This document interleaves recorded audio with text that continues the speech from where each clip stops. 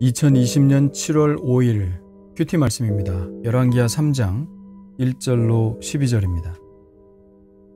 유다의 여호사밧 왕 18째 해에 아합의 아들 여호람이 사마리아에서 이스라엘을 12해 동안 다스리니라. 그가 여호와 보시기에 악을 행하였으나 그의 부모와 같이 하지는 아니하였으니 이는 그가 그의 아버지가 만든 바알의 주상을 없이 하였음이라. 그러나 그가 느밧의 아들 여로보암이 이스라엘에게 범하게 한 그 죄를 따라 행하고 떠나지 아니하였더라. 모압 왕 메사는 양을 치는 자라. 새끼 양 10만 마리의 털과 순양 10만 마리의 털을 이스라엘 왕에게 바치더니 아합이 죽은 후에 모압 왕이 이스라엘 왕을 배반한지라. 그때 여호람 왕이 사마리아에서 나아가 온 이스라엘을 둘러보고 또 가서 유다의 왕 여호사밧에게 사신을 보내 이르되 모압 왕이 나를 배반하였으니 당신은 나와 함께 가서 모압을 치시겠느냐 하니 그가 이르되 내가 올라가리이다. 나는 당신과 같고 내 백성은 당신의 백성과 같고 내 말들도 당신의 말들과 같으니이다 하는지라. 여호람이 이르되 우리가 어느 길로 올라가리이까 하니 그가 대답하되 에돔 광야길로니이다 하니라. 이스라엘 왕과 유다 왕과 에돔 왕이 가더니 길을 둘러간 지 7일에 군사와 따라가는 가축을 먹일 물이 없는지라. 이스라엘 왕이 이르되 슬프다. 여호와께서 이 세 왕을 불러 모아 모압의 손에 넘기려 하시는도다 하니 여호사밧이 이르되 우리가 여호와께 물을 만한 여호와의 선지자가 여기 없느냐 하는지라. 이스라엘 왕의 신하들 중에 한 사람이 대답하여 이르되 전에 엘리야의 손에 물을 붓던 사밧의 아들 엘리사가 여기 있나이다 하니 여호사밧이 이르되 여호와의 말씀이 그에게 있도다 하는지라. 이에 이스라엘 왕과 여호사밧과 에돔 왕이 그에게로 내려가니라. 아멘. 이스라엘의 왕 아하시야가 왕위에 오른 지 채 2년이 되지 않은 채 병들어 죽고 그의 형제이며 선왕 아합의 아들인 여호람이 왕이 됩니다. 그는 이스라엘의 수도 사마리아에서 12년 동안 다스리는데 그에 대한 종합적인 평가는 이렇습니다. 2절과 3절입니다. 그가 여호와 보시기에 악을 행하였으나 그의 부모와 같이 하지는 아니하였으니 이는 그가 그의 아버지가 만든 바알의 주상을 없이 하였음이라. 그러나 그가 느밧의 아들 여로보암이 이스라엘에게 범하게 한 그 죄를 따라 행하고 떠나지 아니하였더라. 여호람의 부모는 아합과 이세벨입니다. 그의 부모와 같지 않았다는 것이 칭찬이라니 얼마나 부끄러운 일입니까? 이런 소리를 듣는 부모가 되지 말아야 할 텐데 말이죠. 적어도 그는 바알의 주상을 없애버렸습니다. 그러나 아쉬운 것은 이스라엘 왕국의 첫 왕인 여로보암이 행했던 악한 일에서는 벗어나지 못했다는 것입니다. 여로보암의 죄는 남쪽의 베델 그리고 북쪽의 단에 금송아지를 만들어 놓고 그것에 제사하게 했다는 것입니다. 이스라엘 사람들이 유다에 있는 예루살렘으로 제사하러 가는 것을 막으려는 정치적 의도였겠지만 이스라엘이 망할 때까지 이 잘못된 습관은 고쳐지지 않았습니다. 이것으로 인해 변질될 대로 변질된 이스라엘의 신앙은 나라의 패망을 초래했고 유다와는 달리 그 후 다시는 회복되지 못했습니다. 여호람이 만일 여로보암의 죄에서도 떠났다면 어떻게 되었을까요? 이스라엘에 그래도 소망이 생기지 않았을까요? 여호람은 왕이 되자마자 뭔가 큰 업적을 남기고 싶었던 것 같습니다. 그가 목표로 했던 것은 모압을 다시 조공국으로 삼는 것이었습니다. 모압은 그의 할아버지 오므리 왕 때부터 이스라엘에 조공을 바쳐왔습니다.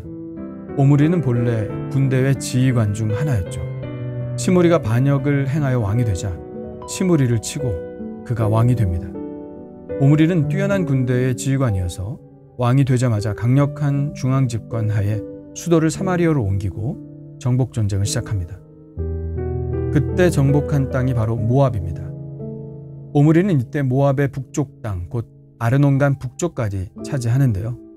모압은 항복한다는 조건으로 오므리에게 조공을 바치게 되죠. 이러한 이야기는 메사의 돌이라는 석비가 발견되므로 알려진 사실입니다.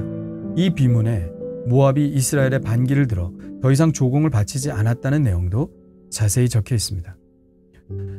여호람은 모압을 정복하기 위하여 유다의 여호사밧 왕에게 도움을 청합니다. 여호사밧 왕은 흔쾌히 요청합니다.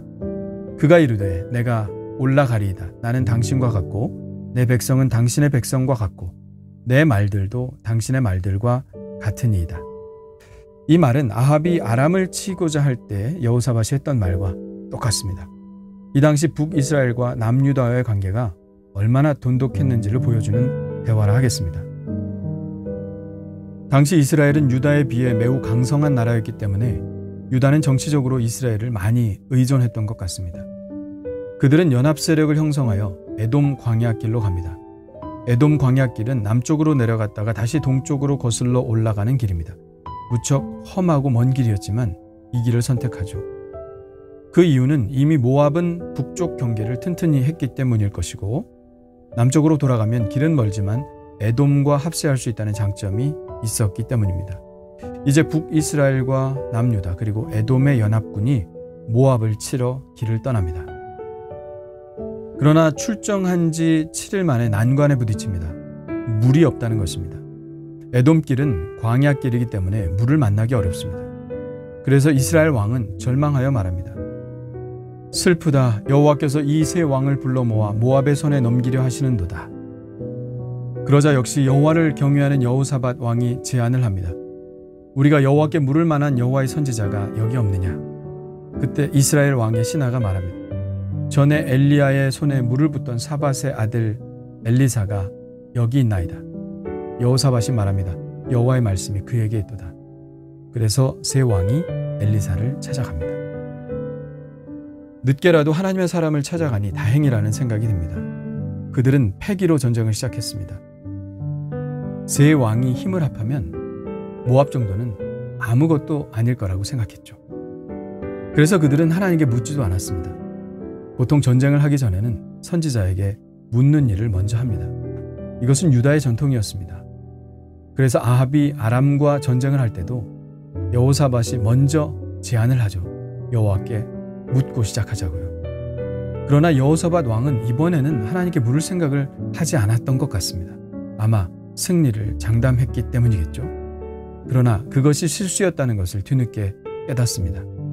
물이 없다는 문제에 봉착하자 여호사밧 왕은 그들이 하나님께 묻지 않고 전쟁을 시작했다는 사실을 깨달았습니다. 그래서 엘리사를 찾아간 것이죠. 이런 실수는 여호사밧 왕에게만 일어나는 실수가 아닙니다. 우리도 이런 실수를 자주 합니다. 우리는 어려운 일을 만날 때는 긴장하고 기도하며 하나님께 간절히 매달립니다. 그러나 그동안 자주 해왔고 이겨왔고 해결해왔던 문제들에 대해서는 전혀 긴장도 하지 않고 하나님께 기도할 생각도 하지 않습니다. 그러다가 뜻하지 않은 일에 부딪히는 일이 적지 않죠. 그러면 깨닫습니다. 아, 기도하지 않고 이 일을 시작했구나. 기도했어야 했는데. 이런 후회를 하게 됩니다. 세상에 쉬운 일은 하나도 없습니다. 쉬운 일이라고 생각하는 일이 뜻밖의 어려운 일이 될 수도 있습니다. 오늘 세 왕이 마주한 현실과 같은 일 말이죠. 그래서 오늘 깨닫습니다. 어떤 일을 하든지 하나님께 먼저 기도하고 시작해야겠다는 사실을요.